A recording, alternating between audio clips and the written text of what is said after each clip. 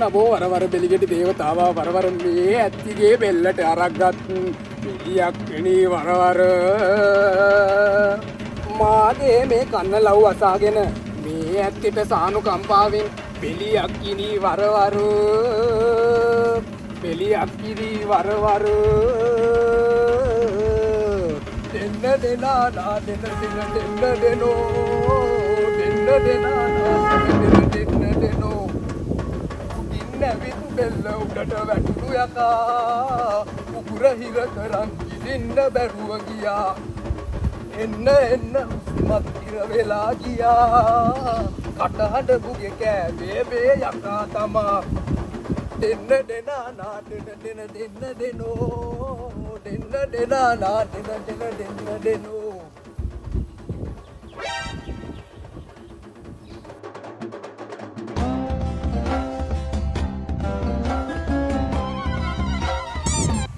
මේ කිරිතමඩගේ රෙන්ඩ දස්තර කොළුවා නේද? ඕනේ මාමේ. මම මේ නිවාඩුවට යාළුවෙක් එක්ක ගමට ආවා.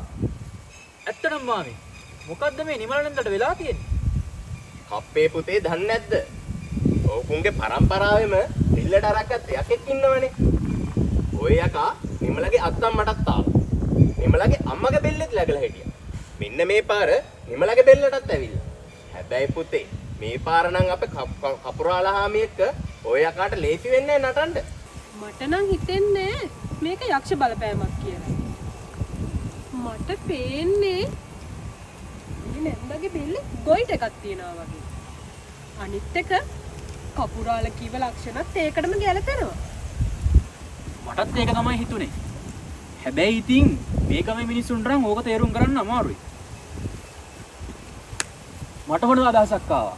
අපි මේක ගමේ ඉස්කෝලේ විද්‍යාසරට කියලා බලමු. බැරි වෙලාවත් මේක ටයිරොයිඩ් ගන්ති පිළිකාවක් වුණොත් සර් මේ අපේ සම්මාන උදායි. මොකද පුතා හදිසියෙම මේ පැත්තේ? මම මේ බැලුවා කවුද කියලා. සර්ට ආරංචිද? ඊයේ රෑ නිවලනන්දට ටොයිලට් කරා කියලා. ඔව් ආරංචි. හැබැයි මම නම් හිතන්නේ ඒක ඉච්ඡ බලපෑමක් කියලා. ඒක තමයි සර්. අපිටත් හිතෙන්නේ ඕක තයිරොයිඩ් ගන්ති මොකක් හරි ප්‍රශ්නයක් කියලා. සමහර විට පිළිකාවක් වෙන්න පුළුවන්. පිළිකාවක්? ඔව් සර්. හැබැයි ගොඩක් තයිරොයිඩ් ග්‍රන්ථි පිළිකා මුල් අවස්ථාවේ අඳුරගෙන උපරිම ප්‍රතිකාර කරනවා හොද කරන්නත් පුළුවන්. එහෙමද? පුතාලා ගන්න විස්තර ටික මට පොඩ්ඩක් කියන්න. තයිරොයිඩ් ග්‍රන්ථි පිළිකා තමයි ලංකාවේ කාන්තාවන් අතර දෙවැනියට බහුලවම දකින්න හම්බෙන පිළිකා වර්ගය. ඒක නිමල නැන්දට ආව වගේ බෙල්ලේ ඉදිරිපස්සේ ඉදිමුමක් විදිහට පෙන්눔 කරන්න පුළුවන්. ඊට අමතරව බෙල්ලේ උද්දට ඉදිමීමක්, කටහඬ ගොරෝසු වීමක්, ක්‍රමයෙන් වැඩිවන ගිලීමේ සහ හුස්ම ගැනීමේ අපහසුවක් විදිහට පෙන්눔 කරන්න පුළුවන්. මේ සඳහා අවදානම් ලක්ෂණ තමයි පිළිකාකාරක පෞල් ඉතිහාසය සහ විකිරණවලට නිරාවරණය වීම.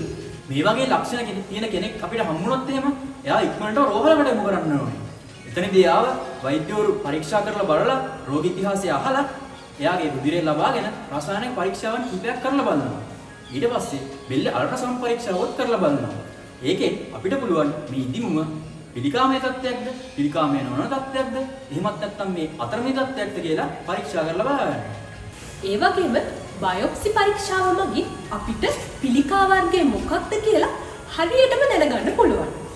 තයිරොයිඩ් පිළිකා ප්‍රධාන වර්ග 4ක් තියෙනවා. ඒ තමයි පැපිලරි, මොලිකියුලර්, ඇනප්ලාස්ටික් සහ මෙඩල්ලරි.